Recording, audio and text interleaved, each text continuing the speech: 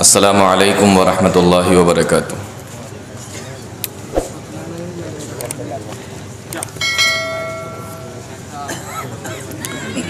इन्नल हम्दलिल्लाह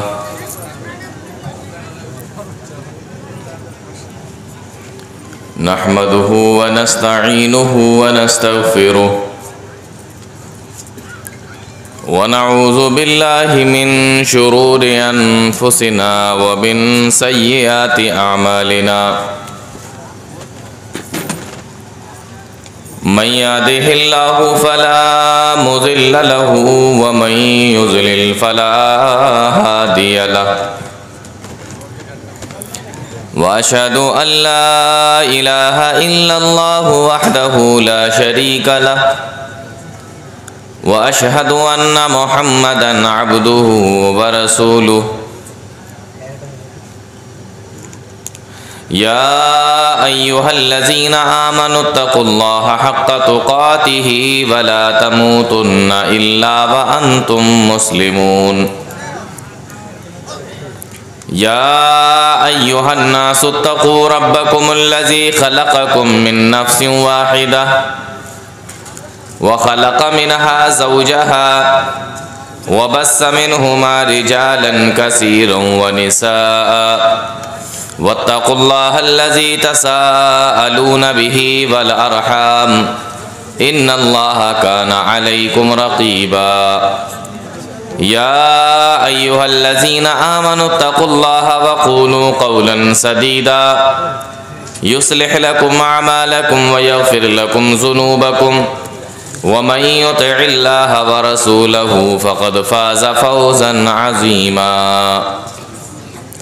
अम्मा बअदु फ़इन्न खैरल हदीस किताबुल्लाह व खैरल हदी हदी मुहम्मदिन सल्लल्लाहु अलैहि वसल्लम व शर्रल उमूरि मुहदसातुहा व कुल्ल मुहदसतिन बिदअह व कुल्ल बिदअतिन ज़लालह व कुल्ल ज़लालतिन फिन्नार। अऊज़ु बिल्लाहि समीइल अलीम मिनश शैतानिर रजीम। बिस्मिल्लाहिर रहमानिर रहीम। इक़्तरबतिस साअतु वंशक़्क़ल क़मर। मुअज़्ज़ज़ उलमाए इकराम, मोहतरम सामईन, नौजवान साथियों, प्यारे बच्चों और पर्दा नशीन ख़वातीन,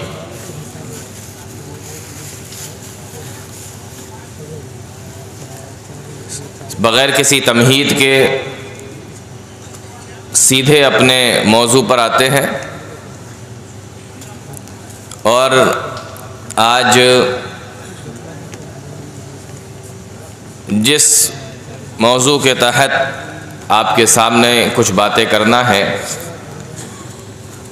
वो मौजू है क़यामत की निशानियाँ। क़यामत की निशानियाँ, इसको उलमाए इकराम ने दो हिस्सों में बांटा है। कुछ निशानियां ऐसी हैं जिनको हम क़यामत की छोटी निशानियां बोलते हैं और कुछ निशानियां ऐसी हैं जिसको हम क़यामत की बड़ी निशानियां बोलते हैं।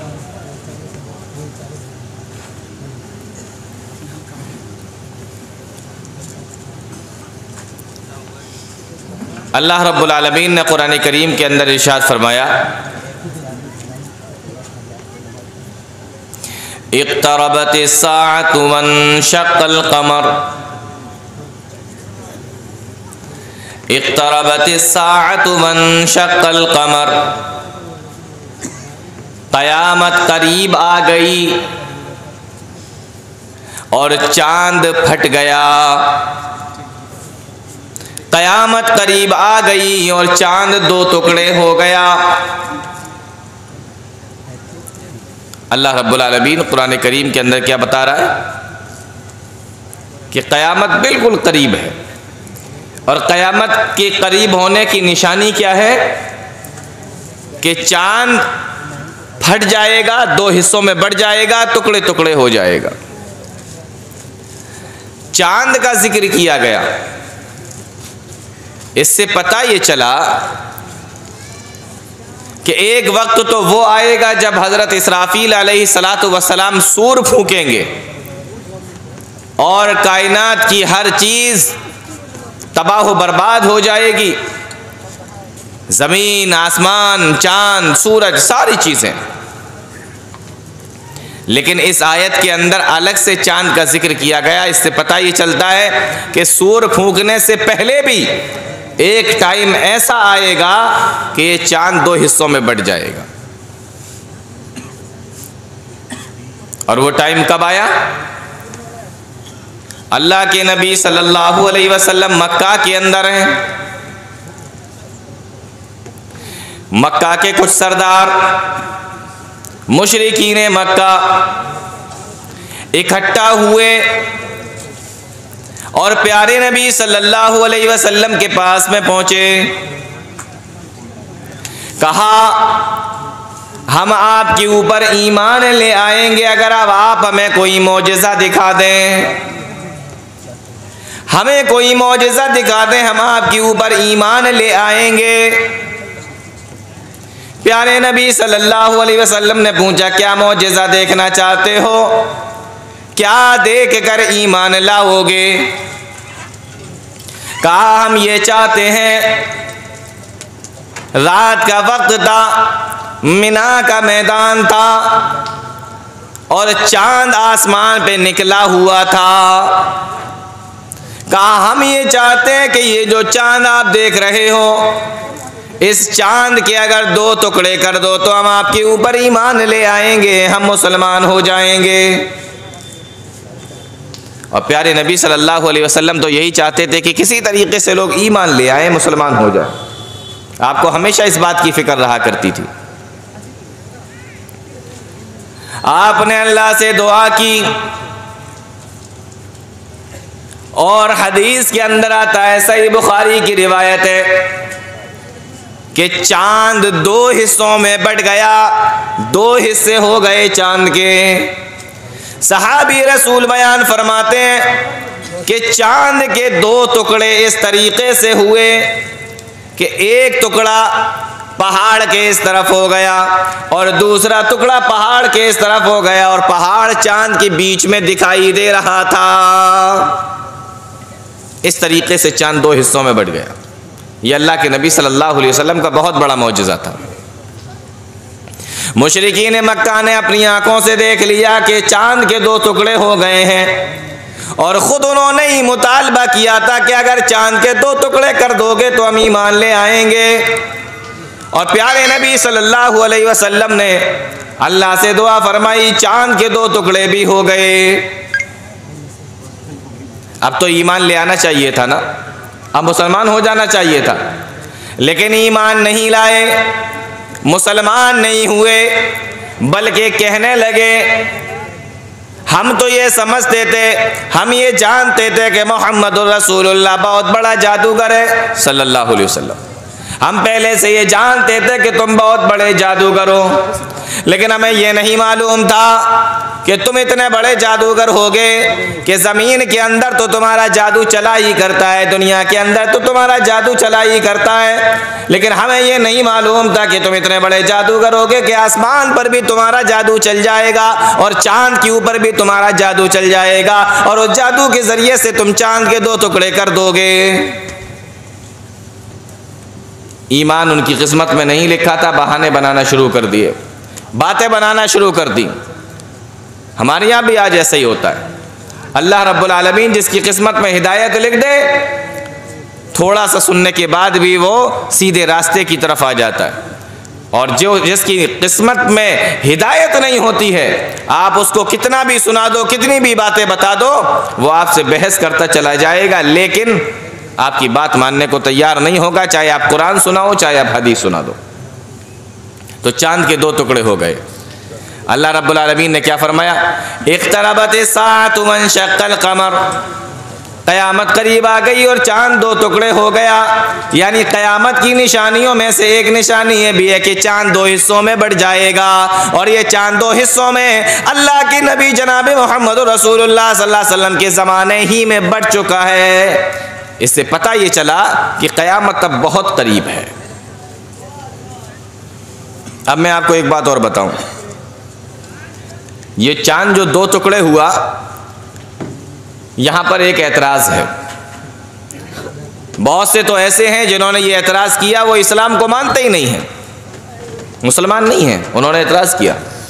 और बहुत से ऐसे हैं जो अपने आप को मुसलमान भी कहते हैं, उन्होंने भी ये एतराज़ किया, कहा कि ये बात अक्ल में नहीं आती कि चांद दो टुकड़ों में बढ़ जाए, चांद दो हिस्सों में बढ़ जाए।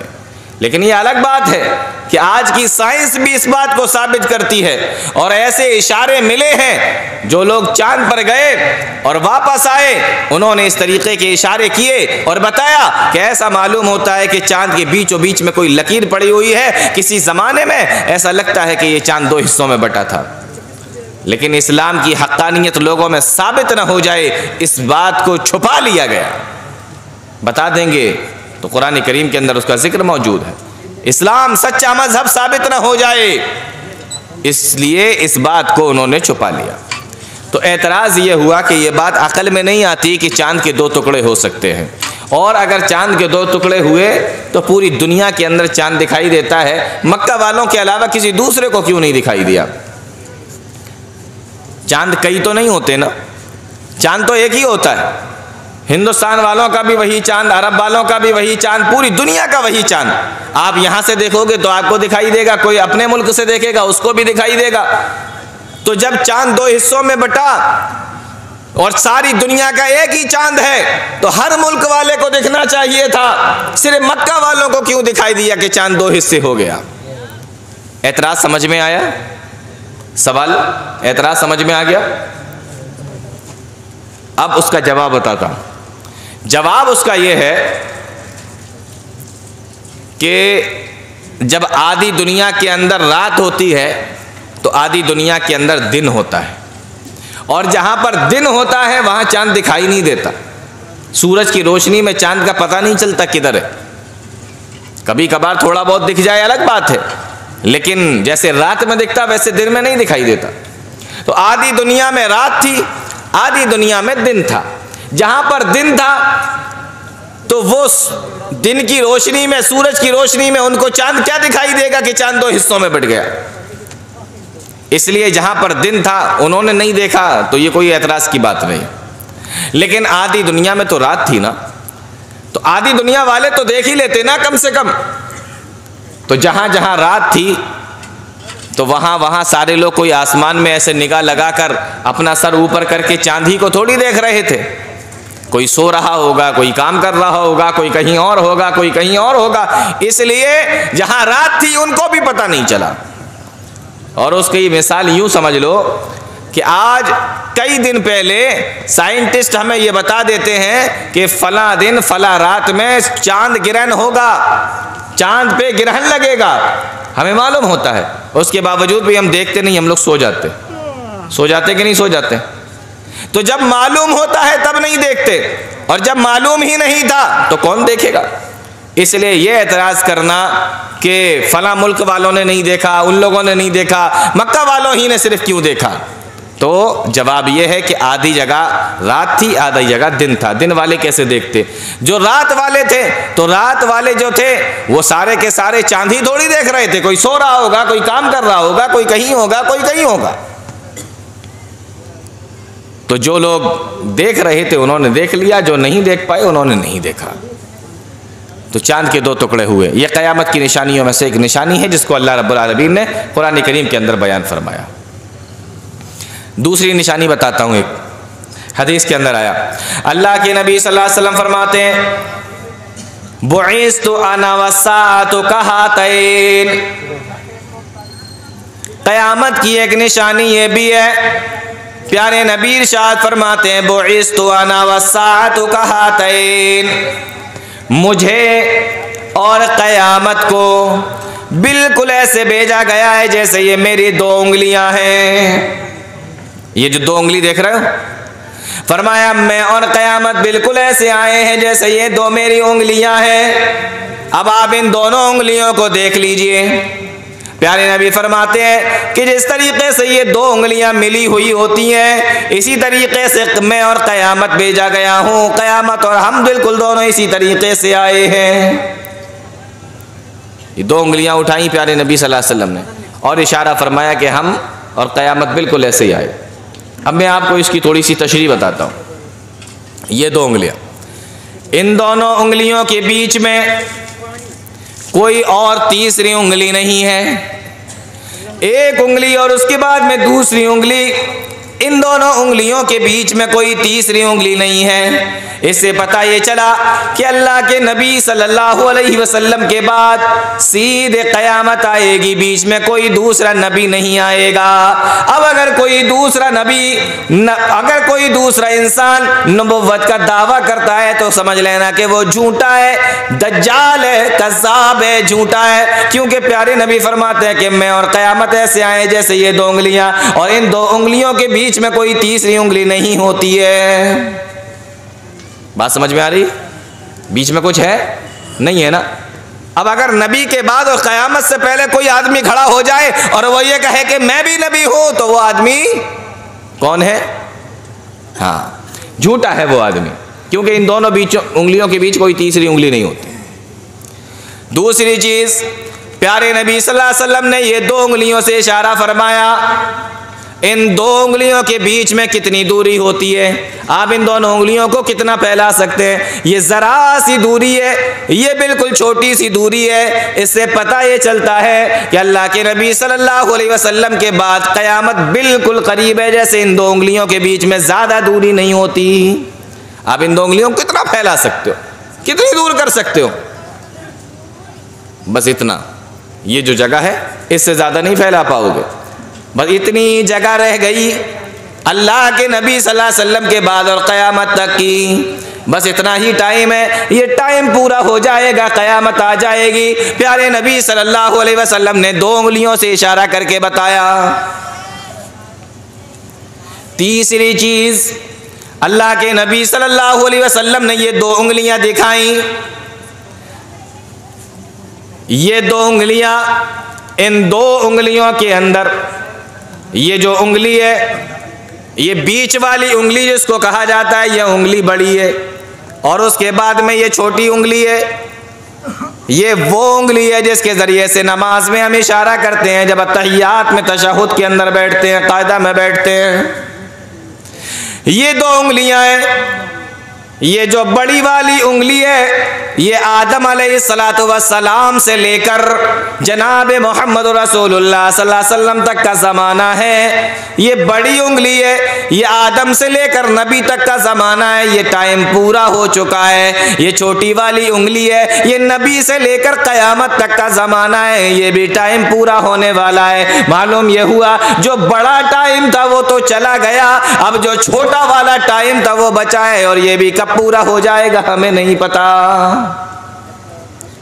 बात समझ में आ रही? प्यारे नबी ने दो उंगली से इशारा करके बताया कि मैं और क़यामत बिल्कुल ऐसे आए हैं जैसे ये दो उंगलियां।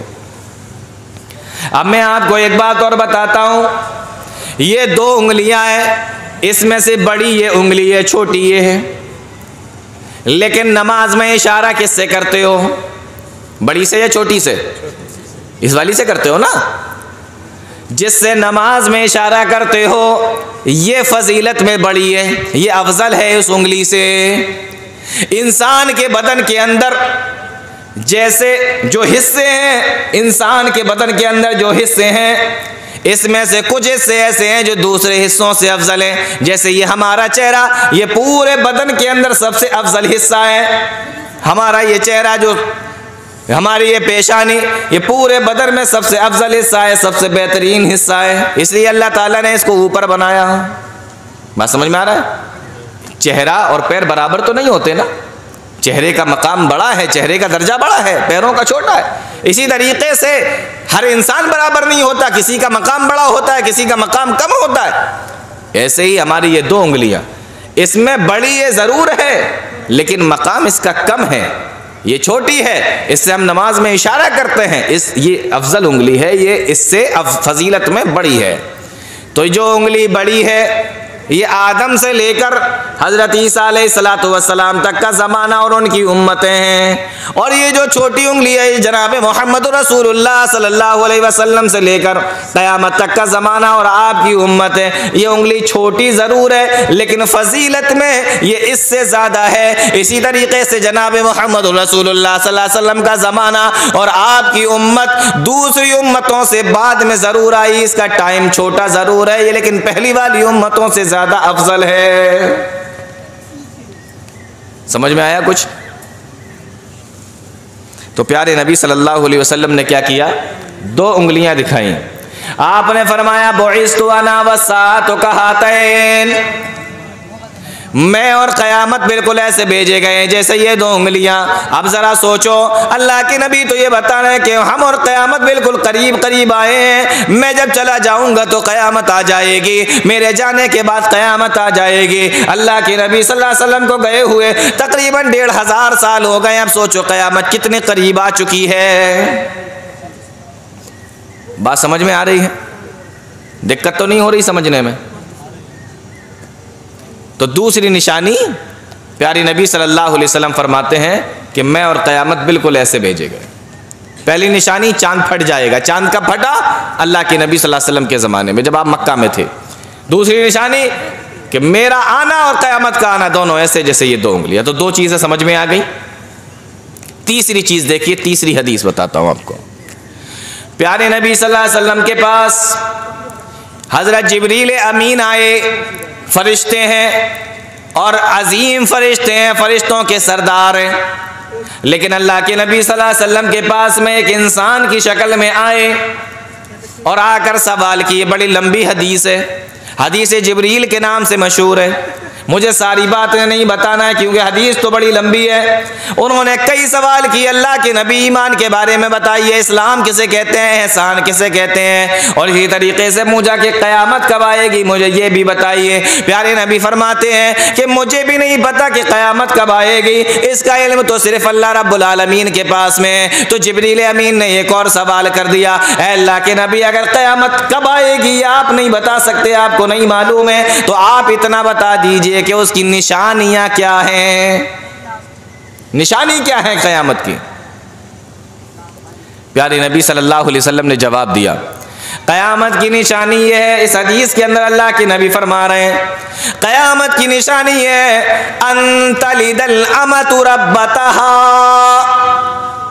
क़यामत की पहली निशानी ये होगी कि लौंडी अपने मालिक को जनेगी, लौंडी अपने मालिक को पैदा करेगी। आम तौर पर तो यही तर्जमा किया जाता है, लेकिन इसका आसान सा मफहूम यूँ समझ लो कि औलादे नाफरमान हो जाएंगी। ये बिल्कुल आसान सा मफहूम है इसका। औलादे नाफरमान हो जाएंगी। अल्लाह के नबी सल्लल्लाहु अलैहि वसल्लम इरशाद फरमाते हैं कि जब औलादे नाफरमान होने लगे तो क़यामत की निशानियां हैं, और ये समझ लेना कि क़यामत बिल्कुल करीब है। अब मुझे ये बताओ कि ये टाइम वो चल रहा है कि नहीं चल रहा है? औलादे नाफरमान हो रही है कि नहीं हो रही है? आज हालत ये है, बूढ़े माँ बाप अपने जवान बच्चे के सामने बोलने से डरते हैं, कहीं बेटा भी मुझे डांट ना दे, कहीं बेटा मेरा क्लास ना लगा दे। बूढ़ी माएँ अपने बेटे के सामने, अपनी बेटी के सामने बोलने से डरती है, 10 बार सोचती है अल्लाह के बंदो हमने कैसे हालात बना दिए हैं। एक माँ बाप को, बूढ़े माँ बाप को अगर अपनी औलाद के सामने बोलने के लिए सोचना पड़े कि कहीं मेरी इज्जत के ऊपर ना उतर आए और ये कहीं मुझे डांटने ना लगे, कहीं मुझसे लड़ने ना लगे, उनको अपनी इज्जत बचाने के लिए खामोश रहना पड़े, बताओ इससे ज़्यादा हमारे लिए और क्या बात हो सकती है? कितनी बड़ी बात है ये। माँ बाप ये सोच रहे हैं कि मैं इसके सामने बोल दूं और अभी ये बदतमीजी ना करने लगे कहीं, तो इसमें इज्जत तो अपनी जाएगी ना। अगर किसी का बाप बूढ़ा है और उसके दिमाग में, उसके दिल में ये आ रहा, इससे ज़्यादा बुरी बात उसकी औलाद के लिए और कुछ नहीं हो सकती। आप कितने नाफरमान और कितने बदतमीज़ औलाद हो, कितने बदतमीज़ बेटे हो अपने बाप के। इससे ज़्यादा और क्या हो सकता है कि माँ बाप बोलने से पहले सोचें कि कहीं ये नाराज़ ना हो जाए। अल्लाह के नबी सल्लल्लाहु अलैहि वसल्लम ने एक मर्तबा सहाबा के दरमियान में फरमाया, ऐ मेरे सहाबा, अल्लाह की लानत हो ऐसे आदमी पर या ऐसी औरत पर जो अपने माँ बाप को सताए, अपने माँ बाप को गाली दे, अपने माँ बाप को बुरा भला कहे। गौर से सुनो नौजवानों, अल्लाह की लानत हो ऐसे शख्स पर जो अपने माँ बाप को सताए, गाली दे। सहाबा किराम सोचने लगे और कहने लगे, अल्लाह के नबी सल्लल्लाहु अलैहि वसल्लम, कौन ऐसा आदमी होगा जो अपने माँ बाप को गाली देगा? कौन ऐसा आदमी होगा जो अपने माँ बाप को गाली देगा? अल्लाह के नबी सल्लल्लाहु अलैहि वसल्लम ने फरमाया, ऐसा तो हो सकता है कि दो लोगों की आपस में लड़ाई हो जाए और ये आदमी इसके माँ बाप को गालियाँ दे और बदले में ये आदमी इसके माँ बाप को गालियाँ दे, तो ये अपने माँ बाप को गाली देने की वजह बना और ये आदमी अपने माँ बाप को गाली देने की वजह बना। ऐसा तो हो सकता है। साहबा कहने लगे, हाँ अल्लाह के नबी, ऐसा हो सकता है कि दो की आपस में लड़ाई हो जाए, ये इसके माँ बाप को गाली दे और ये इसके माँ बाप को गाली दे, ऐसा तो हो सकता है। प्यारे नबी सल्लल्लाहु अलैहि वसल्लम ने फरमाया, तो गाली देने की वजह तो ये दोनों बने, आपस में लड़ते नहीं तो इनके माँ बाप को कभी गाली नहीं मिलती और ना इसके माँ बाप को गाली मिलती, तो वजह तो यही दोनों बने ना, अपने माँ बाप को गाली देने की। प्यारे नबी ने उनको ऐसे समझाया। देखो कितने भोले लोग थे, कितने प्यारे लोग थे। वो सोच भी नहीं सकते थे कि कोई बेटा अपने माँ बाप को डायरेक्ट गाली दे सकता है। इसलिए अल्लाह के नबी ने उनको इस तरीके से समझाया, मिसाल देकर। अब यहाँ इतना इनडायरेक्टली समझाने की ज़रूरत ही नहीं है कि ये इसके बाप को देगा, ये इसके बाप, ये बताने की ज़रूरत ही नहीं। यहाँ तो बेटा खुद अपने बाप को गाली दे रहा है, यहाँ तो बेटा खुद अपने बाप से लड़ रहा है, खुद अपने माँ बाप को गालियां दे रहा है, बुरा भला कह रहा है, सता रहा है, तकलीफें दे रहा है। और ऐसा भी हमने देखा और ऐसा माहौल भी देखने में आया कि जवान बेटा गुस्से में है और बूढ़ा बाप थर थर कांप रहा है कि पता नहीं अभी ये मेरे साथ क्या करेगा। जवान बेटा गुस्से में है और बूढ़ी माँ बेचारी डर की वजह से रो रही है कि पता नहीं ये मेरे साथ में क्या करेगा। मैं गलत तो नहीं बोल रहा हूं? ये माहौल चल रहा है कि नहीं चल रहा है? हमने ऐसे हालात बना दिए कि नहीं बना दिए? तो प्यारे नबी सल्लल्लाहु अलैहि वसल्लम ने फरमाया, क़यामत की निशानी यह है, जिब्रील अमीन को बता रहे हैं, क़यामत की निशानी यह है कि औलाद जो है नाफरमान हो जाएगी। अन्तलिदल अमतु रब्बतहा। कितने बदनसीब हैं वो बेटे, वो बेटियां जो अपने माँ बाप को सताती हैं, परेशान करती हैं, और क़यामत की ये जो निशानी अल्लाह के नबी सल्लल्लाहु अलैहि वसल्लम ने बताई है वो उनके ऊपर फिट बैठ रही है।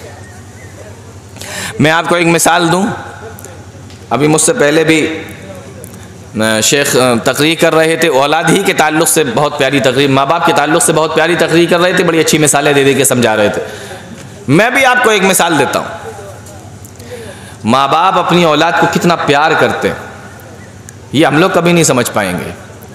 ये अलग बात है कि जब बाप बन जाएं, माँ बन जाएं, तब समझ में आ जाए कितनी मोहब्बत करते हैं अपनी औलाद से। मिसाल के तौर पर, अगर किसी का मकान किसी ऐसी जगह पर हो जहाँ से ट्रेनें निकलती हों, ट्रेन निकलती ना, रेल, तो उनका मकान स्टेशन के करीब हो या रेल की पटरी के करीब हो, ऐसी जगह पर मकान हो किसी का जहाँ से ट्रेनें निकलती हों।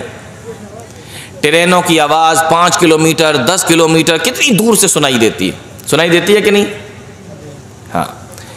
और जब वो पास से निकलती है तो अगल बगल और आसपास के जो मकान होते हैं वो बिल्कुल ऐसे यूं हिलते हैं, ट्रेन की निकलने से हिलते हैं कि नहीं हिलते? किसी का मकान ऐसे ही जगह पर है, उस घर के अंदर, उस मकान के अंदर एक माँ है और एक उसका छोटा सा बच्चा है। माँ अपने बच्चे को लेके सो रही है। ट्रेन निकली, रात भर ट्रेनें निकलती रहती हैं और माँ और बच्चे दोनों सो रहे हैं। वो ट्रेन जिसकी आवाज कई किलोमीटर दूर से सुनाई देती है, वो ट्रेन जब निकलती है तो पूरा मकान हिलता हुआ मालूम होता है। लेकिन रात भर ट्रेनें निकलती रहती हैं, बच्चा और माँ दोनों सोते रहते हैं। जिस माँ को वो ट्रेनों की निकलने वाली ट्रेनों की आवाज नहीं जगा पाती पूरी रात, उसी के बराबर में लेटा हुआ बच्चा एक बार अगर रो देता है तो माँ की आंख खुल जाती है। बोलो, गलत तो नहीं कह रहा मैं? जिस माँ को रात भर निकलने वाली ट्रेनों की आवाज न जगा सके, उसको अपने बच्चे की एक आवाज उठा देती है। माँ अपने बच्चे से इतनी मोहब्बत करती है। अल्लाह के नबी सल्लल्लाहु अलैहि वसल्लम के पास में एक सहाबी आए, नौजवान है, आंखों से आंसू निकल रहे। अल्लाह के नबी, इन्नी असब्तु ज़म्बन अज़ीमन, बहुत बड़ा गुनाह हो गया। क्या गुनाह हुआ ये नहीं बता रहे, कहा बस बहुत बड़ा गुनाह हो गया है मुझसे। सहाबी रसूल थे, छोटे गुनाह को भी बहुत बड़ा समझते थे। हम तो बड़ा भी कर लेते हैं तो भी नहीं समझते कि हमने गुनाह किया। कहा अल्लाह के नबी, मुझसे बहुत बड़ा गुनाह हो गया है। सहाबी रसूल ने जब ये कहा तो प्यारे नबी सल्लल्लाहु अलैहि वसल्लम ने फरमाया, ये बता क्या तेरी माँ जिंदा है? आपने ये नहीं कहा कि तुझे नमाज़ें पढ़ना है, तुझे ज़कात देना है, तुझे ये करना है, तुझे वो करना है, नहीं, एक सवाल पूछा, ये बता क्या तेरी माँ जिंदा है? साहबी रसूल कहने लगे, अल्लाह के नबी, माँ का तो कब का इंतकाल हो गया है, माँ जिंदा नहीं है, माँ तो कब की ख़त्म हो चुकी है। अल्लाह के नबी सल्लल्लाहु अलैहि वसल्लम ने फरमाया, ये बता क्या तेरी खाला जिंदा है? खाला जानते हैं ना, जो माँ की बहन होती है उसको खाला बोलते हैं। कहा क्या तेरी खाला जिंदा है? साहबी रसूल कहने लगे, जी अल्लाह के नबी, खाला तो जिंदा है। प्यारे नबी सल्लल्लाहु अलैहि वसल्लम ने फरमाया, जा और अपनी खाला की खिदमत कर, उनके साथ में अच्छे तरीके से पेश आ, नेक सुलूक कर, उनकी फरमाबरदारी कर, उनके अच्छी तरीके से खिदमत कर, अल्लाह तेरे गुनाह को माफ़ कर देगा। अब सोचने की बात यह है कि जब खाला के साथ में अच्छा सुलूक करने की वजह से हमारे गुनाह माफ़ हो जाते हैं, तो माँ के साथ में अच्छा सुलूक करने पर अल्लाह रब्बुल आलमीन हमें क्या क्या अता फरमा सकता है। कितना बड़ा मकाम है माँ बाप का, लेकिन ये बात हमारी समझ में नहीं आती। और सही हदीस है, अल्लाह के नबी सल्लल्लाहु अलैहि वसल्लम ने इरशाद फरमाया, प्यारे नबी इरशाद फरमाते हैं कि दो गुनाह ऐसे हैं कि जब तक इंसान दुनिया के अंदर हो उसकी सज़ा नहीं काट लेगा, उसे मौत नहीं आ सकती। दो गुनाह ऐसे हैं, जब तक इंसान उसकी सजा दुनिया में काट न ले उसको मौत नहीं आ सकती। उन दो गुनाहों में से अल्लाह के नबी सल्लल्लाहु अलैहि वसल्लम ने जो पहला गुनाह बयान फरमाया वो माँ बाप की नाफरमानी करना है। अगर आप माँ बाप के नाफरमान हैं तो जब तक दुनिया में उसकी सजा नहीं काट लेंगे मौत नहीं आ सकती। तो माँ बाप का मर्तबा बहुत ज़्यादा है मेरे भाइयों। प्यारे नबी सल्लल्लाहु अलैहि वसल्लम ने फरमाया, क़यामत की पहली निशानी यह है, अन्तलिदल अमतु रब्बतहा, औलादे नाफरमान हो जाएंगी, अपने माँ बाप की नाफरमानी करने लगेंगी। मुसलमानों, हम इस्लाम के मानने वाले हैं, हम कुरान करीम के मानने वाले हैं, हम मोहम्मद रसूलुल्लाह का कलमा पढ़ने वाले हैं। आप उन लोगों की बात छोड़ दीजिए जो इस्लाम को नहीं मानते, जो कुरान को नहीं मानते, जो मुसलमान नहीं है। उन्होंने तो अपने माँ बाप को ओल्ड हाउस में रख दिया है, ऐसे जगह पे रख दिया है जिसको ओल्ड हाउस कहा जाता है। पता है विदेशों में क्या होता है माँ बाप के साथ में? जानते हो, विदेशों में औलाद के पास इतना टाइम नहीं और उसके दिल में इतनी जगह नहीं कि वो अपने घर में भी अपने माँ बाप को रखे। माँ बाप जब बूढ़े हो जाते हैं तो विदेशों में एक जगह होती है अस्पताल की तरह, जैसे हमारे यहाँ अस्पताल होते हैं, ऐसे वहाँ जगह होती है अस्पताल की तरह, हॉस्टल की तरह, उनको ओल्ड हाउस कहा जाता है। उसमें जाकर बूढ़े माँ बाप को रख दिया जाता है। वहाँ पर कुछ लोग होते हैं, कुछ औरतें होती हैं, वही उसकी देखभाल करती है, वही उसकी खिदमत करती हैं, बेटा पैसे पहुँचाता रहता है। बताइए ये सब इसी दुनिया के अंदर हो रहा है कि नहीं हो रहा है? अगर देखा नहीं होगा अपनी आंखों से तो सुना तो होगा, कम से कम पढ़ा तो होगा कहीं ना कहीं। अब इससे ज्यादा माँ बाप की नाफरमानी और क्या होगी? और प्यारे नबी सल्लल्लाहु अलैहि वसल्लम ने फरमाया कि जब औलादे माँ बाप की नाफरमान हो जाएं तो समझ लेना ये क़यामत की निशानियां हैं और क़यामत बिल्कुल करीब आ चुकी है। तो इस हदीस के अंदर अल्लाह के नबी सल्लल्लाहु अलैहि वसल्लम ने पहली निशानी क्या बयान फरमाई? अन्तलिदल अमतु रब्बतहा, औलाद नाफरमान हो जाएगी। दूसरी निशानी अल्लाह के नबी सल्लल्लाहु अलैहि वसल्लम बयान फरमाते हैं वअन्तरल हुफ़ातल उरातल आलता, और क़यामत की एक निशानी ये भी है कि जब तुम ये देख लो, गौर से सुनो, निशानी देखिए कितनी ज़बरदस्त है।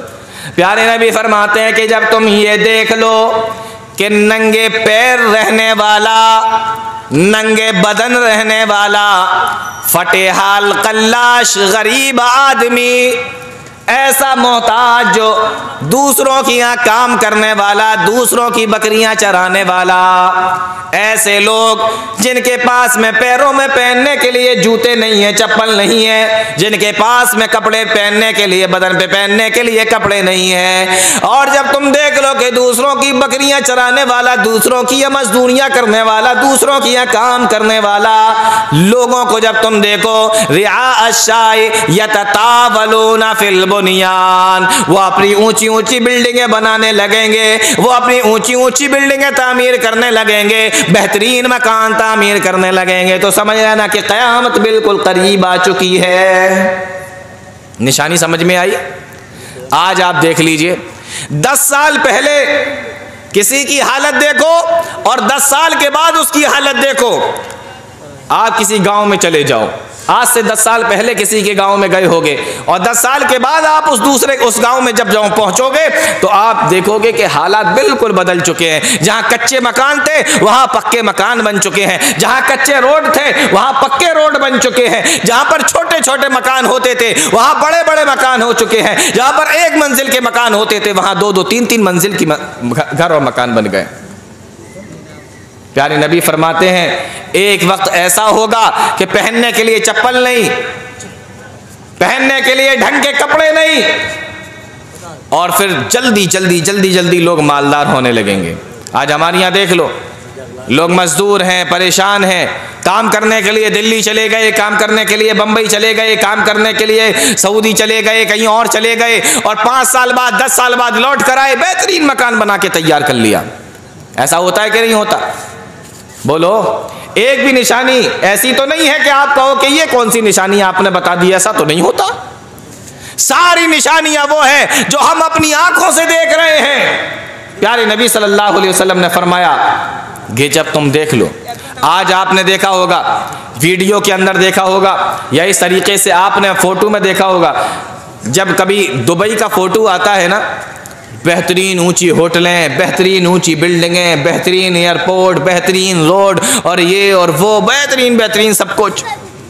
और अगर आप गूगल पे सर्च करो और 50 साल पहले का दुबई देखो तो आपको रेगिस्तान के अलावा कुछ नहीं मिलेगा, कुछ नहीं था वहां, रेत ही रेत है सब तरफ, रेगिस्तान ही रेगिस्तान है। और 50 साल में इतना डेवलपमेंट कि आज लोग वहां घूमने के लिए जा रहे हैं, दुनिया की बड़ी बड़ी इमारतें वहां पर कायम है। क्यों? प्यारे नबी फरमाते हैं जब तुम देख लो कि एक वक्त ऐसा होगा कि फटे हाल होंगे, पहनने के लिए कपड़े नहीं है, पहनने के लिए चप्पलें नहीं है, खाने के लिए नहीं है, और कुछ टाइम ही गुजरेगा कि वही लोग जिनके पास में कुछ नहीं होगा वो अपनी ऊंची ऊंची बिल्डिंगें बना लेंगे और उस पर फख्र करने लगेंगे। समझ लेना ये क़यामत की निशानी है। और आज ऐसा हो रहा है कि नहीं हो रहा? तो प्यारे नबी सल्लल्लाहु अलैहि वसल्लम ने इस हदीस के अंदर दूसरी निशानी ये बयान फरमाई। ये सारी निशानियां हम अपनी आंखों से देख रहे हैं। एक और निशानी बताऊं, अल्लाह के नबी सल्लल्लाहु अलैहि वसल्लम इरशाद फरमाते हैं, एक दूसरी हदीस के अंदर अल्लाह के नबी सल्लल्लाहु अलैहि वसल्लम ने इरशाद फरमाया, ला तक़ूमुस्साअतु, क़यामत उस वक्त तक कायम नहीं होगी, ला तक़ूमुस्साअतु, क़यामत उस वक्त तक कायम नहीं होगी, यानी क़यामत उस वक्त तक नहीं आएगी, हत्ता युक़बज़ल इल्मु, यहाँ तक कि इल्म उठ जाएगा, इल्म कम हो जाएगा, इल्म उठ जाएगा। और अल्लाह के नबी सल्लल्लाहु अलैहि वसल्लम ने एक हदीस के अंदर इरशाद फरमाया, इल्म ऐसे नहीं उठेगा कि एक इंसान आलिम है और अल्लाह उसके दिल से इल्म को निकाल ले। इल्म ऐसे नहीं उठेगा कि सारी दुनिया के लोग पढ़े लिखे हैं और अचानक सारे के सारे जाहिल हो गए, सबके दिलों से इल्म गायब हो गया और सबके सब अनपढ़ और जाहिल हो गए। इल्म ऐसे नहीं उठेगा। इल्म कैसे उठेगा? अल्लाह के नबी सल्लल्लाहु अलैहि वसल्लम ने एक दूसरी हदीस के अंदर, बुखारी ही की रिवायत में, अल्लाह के नबी सल्लल्लाहु अलैहि वसल्लम ने इरशाद फरमाया, इल्म इस तरीके से उठेगा, अल्लाह रब्बुल आलमीन तुम्हारे सामने से, तुम्हारे यहाँ से अल्लाह रब्बुल आलमीन, तुम्हारे ही बीच से अल्लाह रब्बुल आलमीन आलिमों को उठा लेगा। उल्मा इंतकाल करेंगे, उल्मा वफात पाएंगे, उल्मा को मौत आएगी। अब आप देख लीजिए धीमे धीमे करके, आज से पहले देख लीजिए और अब के हालात को भी देख लीजिए। जब जब कोई आलिम उठा, फिर उसके जैसा कोई आलिम दुनिया के अंदर दूसरा नहीं आया। इमाम बुखारी रहमतुल्लाह अलैह चले गए, कोई बता सकता है कि उनके जैसा कोई दूसरा इमाम बुखारी भी फिर दुनिया के अंदर आया हो? इमाम मुस्लिम चले गए, फिर उनके जैसा कोई नहीं आया। इमाम इब्ने तैमिया जब इस दुनिया से चले गए तो इब्ने तैमिया जैसा कोई दूसरा आलिम पैदा न हुआ। शाह वलीउल्लाह मुहद्दिस देहलवी चले गए तो उनके जैसा कोई शाह वलीउल्लाह न आया। जब इमाम अहमद इब्ने हम्बल इस दुनिया से चले गए तो दूसरा अहमद इब्ने हम्बल नहीं आया। अबुल कलाम आजाद जब इस दुनिया से चले गए तो दूसरा अबुल कलाम आजाद नहीं आया। जो आलिम गए फिर उनके जैसा नहीं आया। ये मामला नीचे की तरफ आ रहा है, ये ग्राफ गिरता चला जा रहा है। अल्लाह के नबी सल्लल्लाहु अलैहि वसल्लम फरमाते हैं कि उल्मा उठने लगेंगे, उल्मा का इंतकाल होने लगेगा। और पिछले साल का मामला उठाकर देखो, सन 2020 के अंदर हर तीसरे दिन, हर चौथे दिन, हर एक हफ्ते के बाद ये खबर आती थी कि फलां जगह फलां आलिम खत्म हो गए, उस जगह पर फलां आलिम साहब खत्म हो गए, आज मिस्र में खत्म हो गए, आज सऊदी के अंदर खत्म हो गए, आज हिंदुस्तान के अंदर 2 खत्म हो गए, आज फलां जगह पर 3 खत्म हो गए। इस तरीके से उलमा खत्म हुए। अल्लाह के नबी सल्लल्लाहु अलैहि वसल्लम फरमाते हैं क़यामत की ये निशानी है कि उलमा मरने लगेंगे, उलमा इस दुनिया से जाएंगे। और सन 2020 के अंदर कितने जय्यद उलमा, कितने बड़े बड़े उलमा का इंतकाल हुआ, कितने बड़े बड़े उलमा ख़त्म हुए। अगर आप पढ़ते हैं मीडिया और सोशल मीडिया से ख़ास तौर से अगर जुड़े हुए हैं या उलमा से आप राब्ते में रहते हैं तो आपको पता होगा। वरना इन उलमा से पूछना जो यहाँ पर बैठे हुए, ये आपको बताएंगे कि पिछले साल कितने बड़े बड़े आलिम इस दुनिया से चले गए। अल्लाह के नबी फरमाते हैं इस हदीस के अंदर, क़यामत की निशानी ये है कि अल्लाह रब्बुल आलमीन तुम्हारे दरमियान से इल्म को उठा लेगा। इल्म उठता चला जाएगा और इल्म ऐसे नहीं उठेगा कि तुम्हारे दिलों से इल्म उठा लिया जाए, बल्कि प्यारे नबी सल्लल्लाहु अलैहि वसल्लम इरशाद फरमाते हैं इल्म इस तरीके से उठाया जाएगा कि तुम्हारे दरमियान में उलमा ख़त्म हो जाएंगे, उलमा को मौतें आएंगी, उलमा की वफ़ात होगी, उलमा धीमे धीमे करके ख़त्म हो जाएंगे। इल्म इस तरीके से उठाया जाएगा। और आप देख ले, जो आपके यहाँ पहले आलिम होते थे वो अब नहीं होंगे। अब तो सिर्फ चर्चा सुनने में आती है कि वो साहब बहुत बड़े आलिम थे, फला साहब बहुत बड़े आलिम थे। आज तो ये हालात है। तो उलमा इंतकाल करेंगे, उलमा ख़त्म हो जाएंगे, ये इल्म इस तरीके से उठाया जाएगा। और आज ये दौर चल रहा है और पिछले साल तो बहुत ही ज़्यादा जो उलमा ख़त्म हुए हैं, बहुत ही ज़्यादा। अच्छा, अब दूसरी निशानी प्यारे नबी सल्लल्लाहु अलैहि वसल्लम ने इस हदीस के अंदर क्या बताई कि जब ये आलिम ख़त्म हो जाएंगे, वो भी देखिए बिल्कुल फिट बैठ रही है। आपने फरमाया कि जब आलिम ख़त्म होने लगेंगे, एक वक्त ऐसा आएगा लम युबक़ि आलिमन, कोई आलिम नहीं बचेगा। इत्तख़ज़न नासु रऊसन जुहाला, तो फिर लोग जाहिलों ही को अपना आलिम मान लेंगे, जाहिलों ही को अपना इमाम बना लेंगे। ये भी हमारे लिए बहुत बड़ा अलमिया है। लोग सोच रहे होंगे कि ये निशानी शायद पूरी नहीं हो रही है। प्यारे नबी फरमाते हैं लम युबक़ि आलिमन, कोई आलिम बाकी नहीं बचेगा। आप देख लीजिए,